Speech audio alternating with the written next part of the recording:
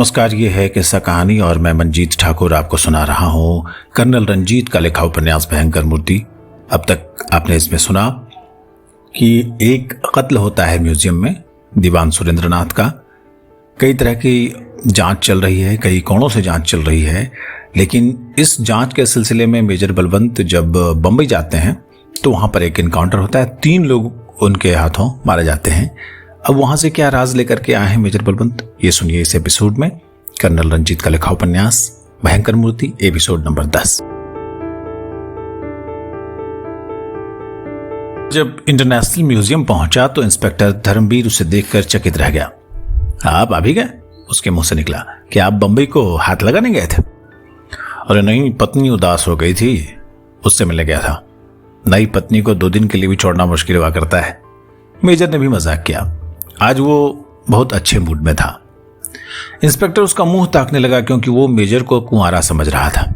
Major ने तुरंत बात पलट दी और कहा, आप ये बताइए कि आप कहां तक पहुंचे? कल आपने कुछ किया? कल हम उस खंजर की चमड़े की म्यान तलाश करते रहे जिससे डॉक्टर बैनर्जी पर हमला किया गया था। शायद वो मिलेगी भी नहीं, मेजर ने कहा। आपने कल का दिन केवल चमड़े की म्यान ढूंढने में खराब कर दिया? नहीं, ऐसी बात नहीं है। कल एक आश्चर्यजनक रहस्य भी खुला है। वो क्या? जिस रात खंजर से डॉक्टर पर हमला किया गया था, डिक्सन 11:30 बजे यहां आए थे। काफी शराब पी रखी थी। वो पिछले दरवाजे से अजायब घर में घुसना चाहते थे, लेकिन ड्यूटी पर तैनात कांस्टेबल ने उन्हें म्यूजियम में दाखिल नहीं होने दिया था। तो क्या कांस्टेबल के रोकने पर मिस्टर डिक्सन वापस चले गए थे? मेरा ख्याल है कि वापस नहीं गए थे। वो इस बिल्डिंग के आसपास रहे थे और कांस्टेबल की नजर बचाकर पिछले दरवाजे से म्यूजियम में घुसने की कोशिश कर रहे थे। डॉक्टर बैनर्जी की ज़बानी मालूम हुआ कि मिस्टर डिक्सन के पास हमेशा इस म्यूजियम के पिछले दरवाजे की चाबी रहती है। इस बात की पुष्टि राजेश ने भी कर दी है। एक बात और भी है। वो क्या? अजायब घर में एक कमरा मिस्र देश की पुरानी चीजों का भी है। वहां और जमाने की बुत है। उस कमरे में सिगरेट का एक जला टुकड़ा मिला है। वो टुकड़ा सिगरेट के उस ब्रांड का है जो मिस्टर डिक्सन हमेशा पीते हैं। इससे सिद्ध होता है कि मिस्टर डिक्सन सचमुच म्यूजियम के अंदर गए थे और काफी समय तक वहां रहे थे। आधी रात को मिस्टर डिक्सन की म्यूजियम में मौजूदगी बड़ी रहस्यमय मालूम हो रही है और फिर वे कल सारा दिन अपने मकान में गायब रहे जो कैलाश कॉलोनी में है। वो रात को 11 बजे घर पहुंचे। मैंने एक आदमी की ड्यूटी लगा दी थी कि जब मिस्टर डिक्सन वापस आए तो इसकी इंफॉर्मेशन मुझे मिले। मैं कल रात को 11 बजे मिस्टर डिक्सन से मिलने गया, लेकिन वे नशे में धुत थे और मेरे सवालों का जवाब देने की बजाय उठपटांग बातें कर रहे थे। मैं समझता हूं कि मेरे सवालों को टालने के लिए एक्टिंग कर रहे थे। मैं इस ख्याल से कि सुबह उनको होश आ जाएगा वापस चला गया था। आज सवेरे मैं मिस्टर डिक्सन से मिलने गया तो उनके नौकर ने मुझे बताया कि साहब सो रहे हैं। उनका हुक्म है कि वे चाहे जितनी देर तक सोते रहें उन्हें जगाया न जाए। जो कांस्टेबल उनके मकान पर ड्यूटी दे रहा है उसका अभी फोन आया कि मिस्टर डिक्सन अभी तक नहीं उठे हैं और मुझे इस बात पर बड़ा शक हो रहा है। मेजर ने कुछ सोचते हुए कहा, यह वाकई बड़ी अजीब बात है, लेकिन मिस्र देश के पुराने बुतों वाले कमरे में मिस्टर डिक्सन के ब्रांड के सिगरेट का टुकड़ा यह साबित तो नहीं कर सकता कि उस रात वो सचमुच म्यूजियम में दाखिल हुए थे। क्यों साबित नहीं करता? मैंने लक्ष्मी से पूछा था। उसने मुझे बताया कि उसने सिगरेट का टुकड़ा कल सुबह ही देखा था। ये पुराने बुतों वाले कमरे में ऐसी कौन सी बात है जिसे जानने या छिपाने के लिए मिस्टर डिक्सन को आधी रात के समय कैलाश कॉलोनी से यहां आना पड़ा? मेजर ने कहा। मेजर और इंस्पेक्टर म्यूजियम के उस कमरे में पहुंचे। मेजर ने उस कमरे में घूम फिर कर देखा, लेकिन उसे वहां कोई विचित्र बात दिखाई नहीं दी। बाहर आकर इंस्पेक्टर फोन करने के लिए डॉक्टर बैनर्जी के पढ़ने के कमरे में चला गया। कुछ पलों के बाद मेजर भी वहां जा पहुंचा।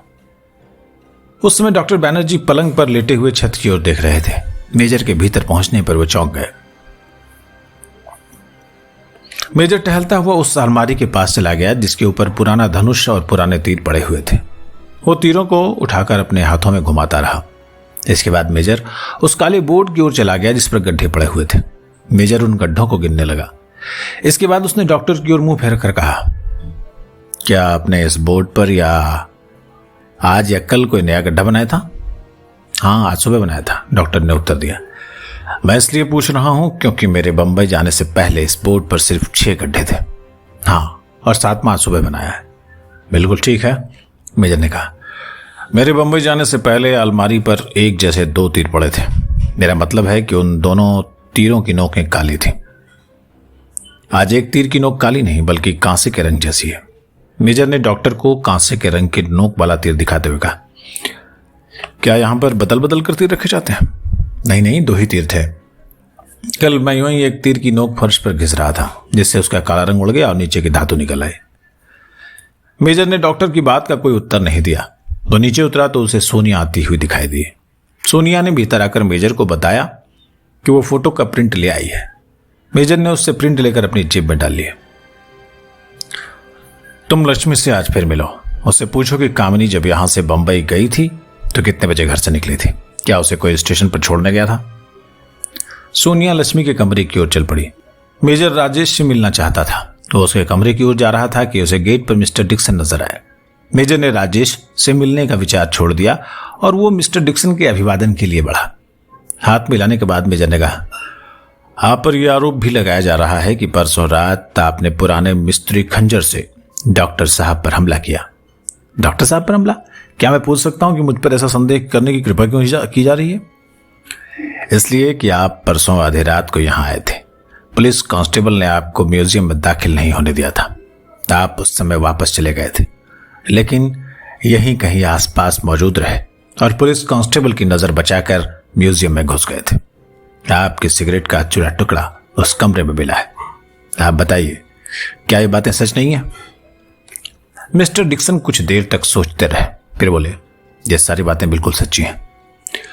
कल आप सारा दिन अपने मकान से गायब रहे। जब वापस घर पहुंचे तो आपने बहुत ज्यादा शराब पी रखी थी। क्या ये झूठ है?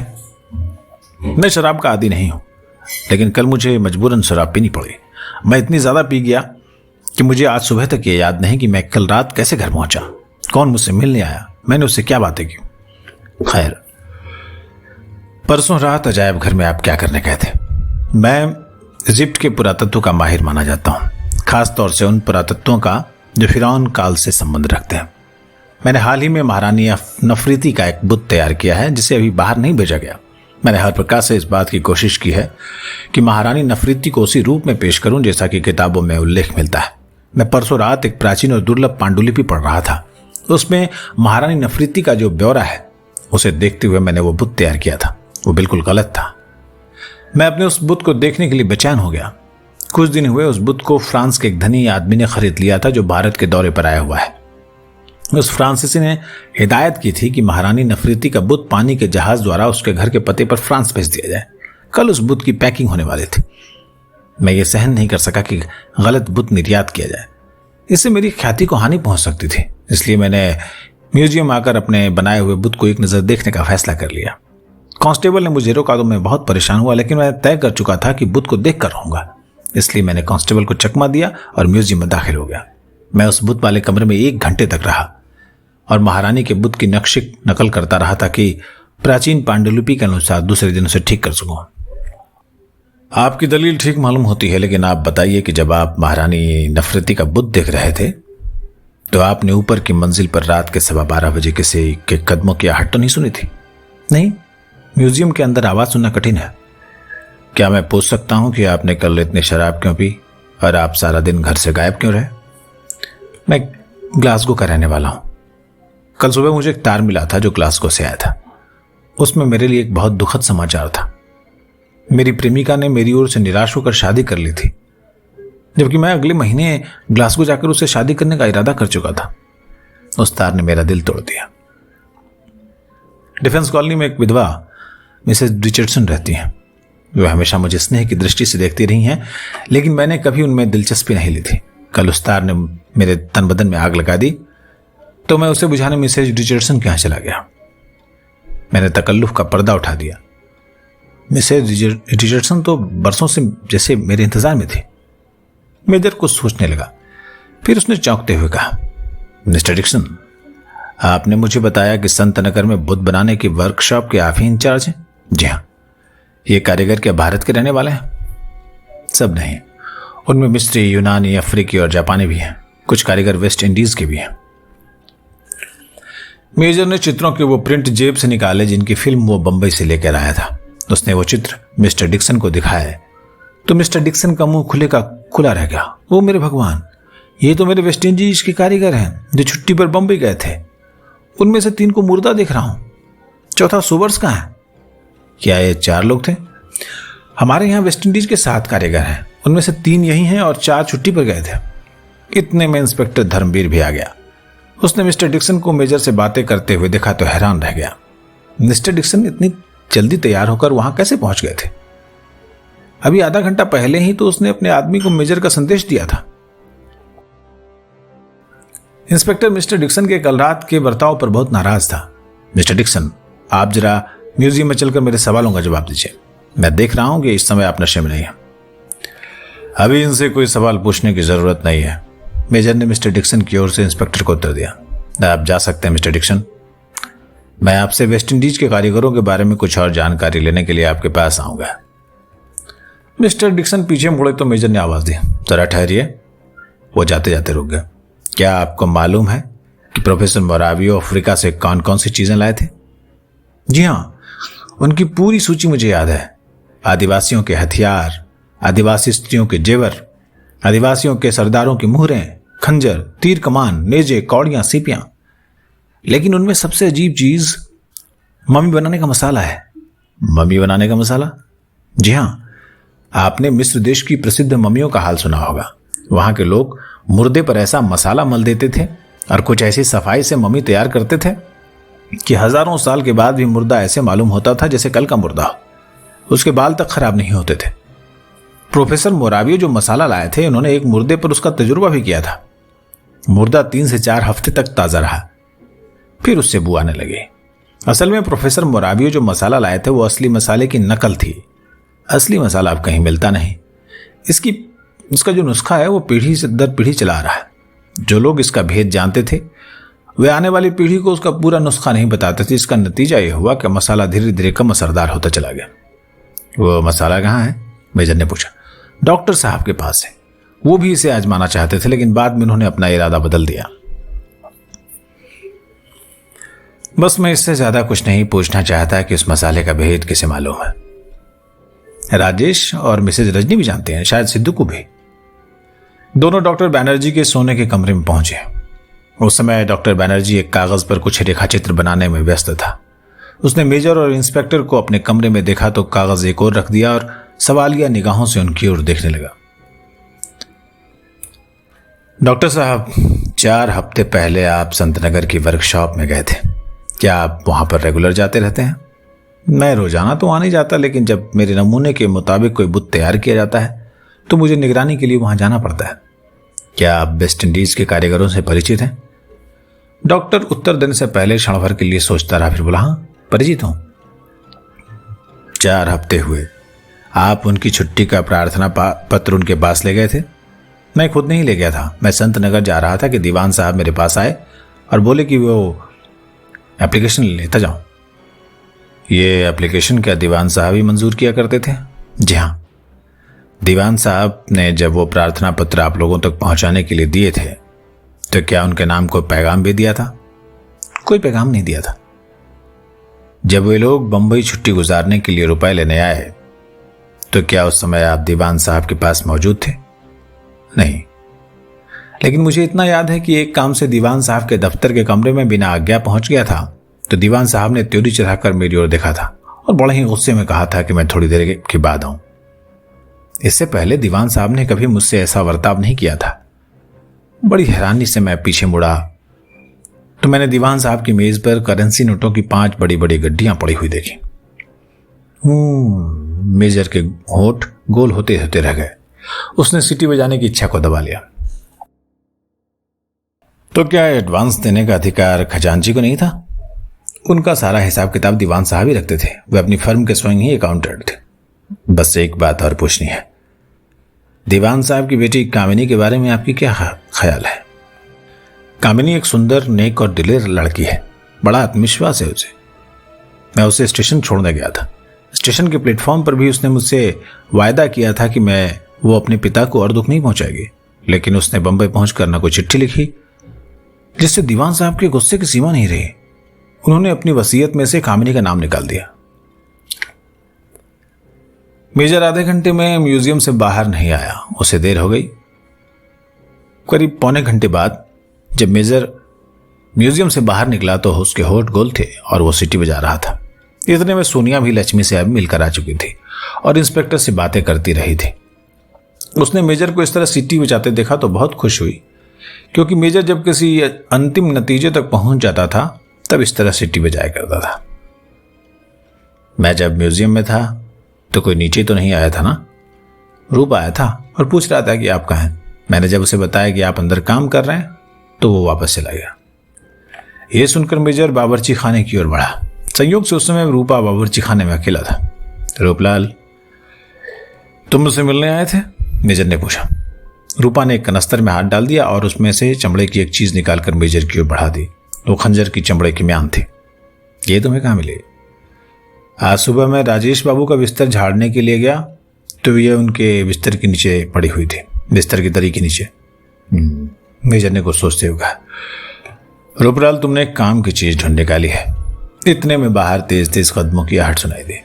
इंस्पेक्टर धर्मवीर ने नजदीक आकर घबराए हुए स्वर में कहा, मिस्टर डिक्सन पर हमला हुआ है।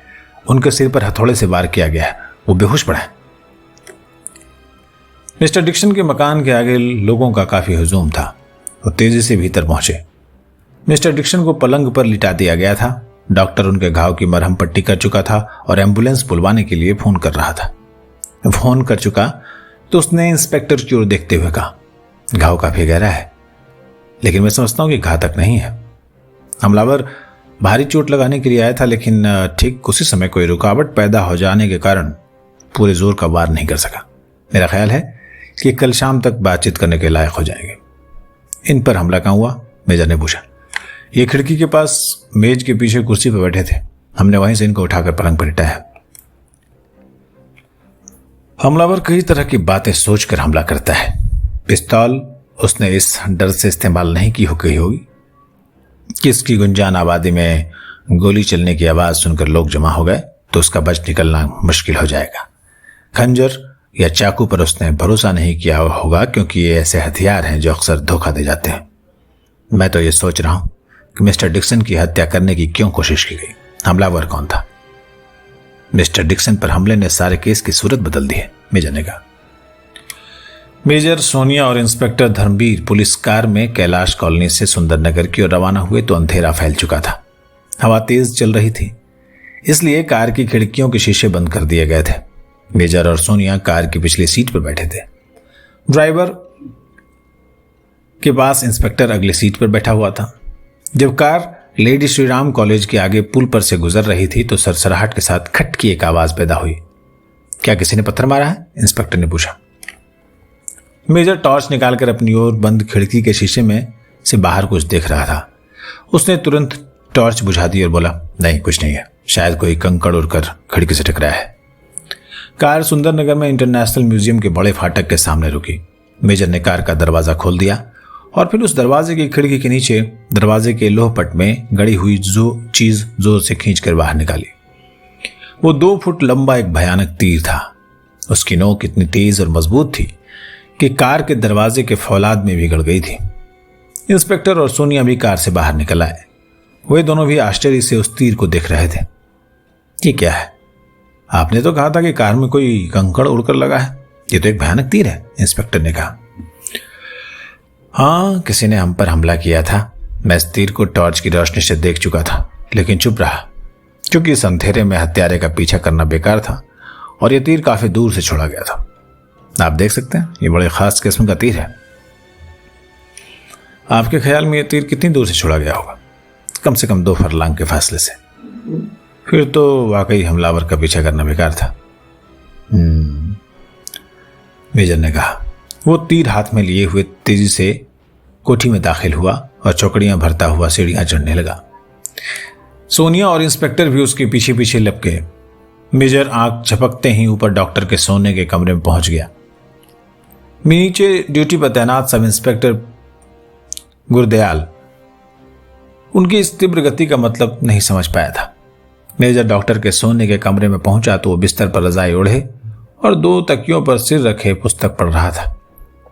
मेजर को आंधी की तरह अपने कमरे में प्रवेश करते देखकर वो चौंक पड़ा। मेजर ने उसकी ओर ध्यान नहीं दिया। वह अलमारी में पड़े हुए तीरों को उठाकर देखने लगा और अपने हाथ में पकड़े हुए तीर का उनसे मुकाबला करने लगा। अलमारी के ऊपर वही 2 तीर पड़े थे जिनको वो थोड़ी देर पहले देख चुका था। मेजर के अंदाज से प्रकट होता था कि उसे कुछ निराशा हुई है। मेजर ने दोनों तीर अलमारी के ऊपर रख दिए और काले बोर्ड के नजदीक आकर उसका निरीक्षण करने लगा। उस बोर्ड में एक और गड्ढा पड़ चुका था। डॉक्टर साहब, आप इस बोर्ड को शायद फिर खुरच रहे हैं। यह 8वां ताजा गड्ढा है। जी हाँ, मैं जिस नई मूर्ति का नमूना तैयार कर रहा हूं वो कल तक पूरी हो जाएगी। यह 8 गड्ढे उस मूर्ति का नमूना तैयार करने में मदद देंगे। डॉक्टर, जो मेजर की हरकत को बड़े ध्यान से देख रहा था, कुछ सोचते हुए बोला, आपके चेहरे से ऐसा लग रहा है जैसे कोई नई बात हुई है। 1 नहीं 2 नई बातें हुई हैं। खंजर के चमड़े की म्यान मिल गई है और मिस्टर डिक्सन पर किसी ने हथौड़े से हमला किया है। डॉक्टर भी भौंचक्का रह गया। खंजर की म्यान कहां से मिली? मेजर ने जेब में हाथ डालकर म्यान निकाली और डॉक्टर के सामने रख दी। हाँ, ये उसी खंजर की म्यान है जो प्रोफेसर मोराबियो अपने साथ लाए थे। मैंने उनके सामान की सूची तैयार करते हुए इसे गौर से देखा था। इसके एक कोने पर मनुष्य की 2 आड़ी तिरछी हड्डियों का एक छोटा सा निशान है। मेजर ने उस म्यान को दोबारा उठाकर देखा। डॉक्टर के बयान के अनुसार उस म्यान के कोने पर आड़ी तिरछी हड्डियों का एक हल्का सा निशान मौजूद था। लेकिन यह म्यान मिली कहां से? डॉक्टर ने दोबारा पूछा। राजेश के बिस्तर की दरी के नीचे से, मेजर ने उत्तर दिया। राजेश? डॉक्टर के कंठ में बात अटक गई। डॉक्टर ने हकलाते हुए कहा, नहीं, ऐसा नहीं हो सकता। मैं राजेश को अच्छी तरह जानता हूं। वो मेरा बहुत आदर करता है। इसके बाद वो 2 मिनट के लिए मौन रहा, फिर बोला, यहां कोई भी आदमी सेफ नहीं है। मिस्टर डिक्सन जैसे भले आदमी पर हमला हो सकता है तो फिर हत्यारों के हाथों से कौन बच सकता है? बेचारे 1 महीने बाद शादी करने के लिए घर जाना चाहते थे। उनकी प्रेमिका तो जीते जी मर जाएगी। लेकिन मिस्टर डिक्सन तो जिंदा है, मेजर ने कहा। जिंदा है? हलाक नहीं हुए? डॉक्टर ने आश्चर्य से पूछा। नहीं, बेहोश हैं। डॉक्टर का ख्याल है कि उन्हें होश आ जाएगा। Oh my God! तो जिसको जिंदा रखना चाहता है उसको कोई बाल भी मखा नहीं कर सकता। ये मैं समझता हूं कि मिस्टर डिक्सन की प्रेमिका की प्रार्थनाओं का असर है कि उनकी मौत आकर टल गई। अच्छा, तो अभी हम चलते हैं। डॉक्टर साहब, आप भी जरा चौकन्ना रहिएगा। सोने के कमरे का दरवाजा बंद करके सोइएगा। हाँ, अब तो कुछ ज्यादा ही सावधान रहना होगा। डॉक्टर ने पुस्तक उठा ली और फिर पढ़ने में बिजी हो गया। मेजर ने नीचे आकर इंस्पेक्टर को हिदायत दी, आज इस घर में पहरा पहले से कड़ा कर दीजिए। खासकर राजेश, रजनी, सिद्धू को और डॉक्टर के कमरे की कड़ी निगरानी की जाए। किसी भी पहरेदार को ऊँघने नहीं दिया जाए। ऐसा ही होगा, इंस्पेक्टर ने उत्तर दिया। अच्छा, तो अब हम चलते हैं। कल सुबह सवेरे ही हम यहां पहुंच जाएंगे। मेजर ने दरवाजे तक आकर कहा, एक बात और, उस अस्पताल के डॉक्टर को जहां मिस्टर डिक्सन का इलाज हो रहा है, कड़ी हिदायत कर दीजिए कि वो मिस्टर डिक्सन से किसी को मिलने या उन्हें देखने की बिल्कुल इजाजत न दे। सोनिया और मेजर टैक्सी में साउथ एक्सटेंशन की ओर चल दिए। अब कहानी में आगे क्या होता है सुनिए अगले एपिसोड में। कहानी काफी दिलचस्प होती जा रही है। ये किस्सा कहानी है आवाज मंजीत ठाकुर की। अच्छा लगे तो लोगों को शेयर करिए, लाइक करिए, कमेंट करके बताइए कहानी कैसी लग रही है। नमस्कार।